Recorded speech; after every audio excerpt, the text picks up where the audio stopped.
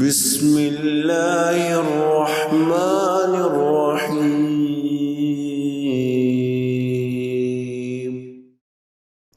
حضرت ابو ہریرہ رضی اللہ تعالیٰ عنہ سے روایت ہے، آپ صلی اللہ علیہ وآلہ وسلم نے فرمایا، اللہ رب العزت کا ارشاد ہے، بنی آدم مجھے اذیت دیتا ہے جب کہتا ہے زمانہ خراب ہو گیا، لہٰذا تم میں سے کوئی زمانے کو برا بھلا نہ کہے، کیونکہ اللہ رب العزت کا ارشاد ہے، میں ہی زمانہ ہوں، میں دن اور رات کو آگے پیچھے چلاتا ہوں اور جب چاہوں گا اسے روک لوں گا۔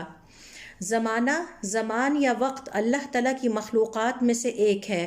اللہ رب العزت نے قرآن کریم میں زمانے، زمان یا وقت کی قسم کھائی ہے۔ مثال کے طور پر سورۃ العصر میں اللہ رب العزت کا ارشاد ہے، والعصر، قسم ہے زمانے کی۔ سورۃ الفجر میں فرمایا، والفجر، قسم ہے فجر کے وقت کی۔ سورۃ الضحیٰ میں ارشاد فرمایا، والضحیٰ، قسم ہے چاشت کے وقت کی۔ اور پھر رات کی قسم کھاتے ہوئے فرمایا، واللیل، اور دن کی قسم کھاتے ہوئے فرمایا، والنہار، اور قسم ہے دن کی۔ یہ وقت، زمان یا زمانے کے مختلف حصے یا ٹکڑے ہیں جن کی اللہ رب العزت نے قسم کھائی ہے، اور اس سے وقت، زمان یا زمانے کی تعظیم اور اہمیت اجاگر ہوتی ہے، کیونکہ اللہ تعالیٰ کسی عظیم چیز ہی کی قسم کھاتے ہیں۔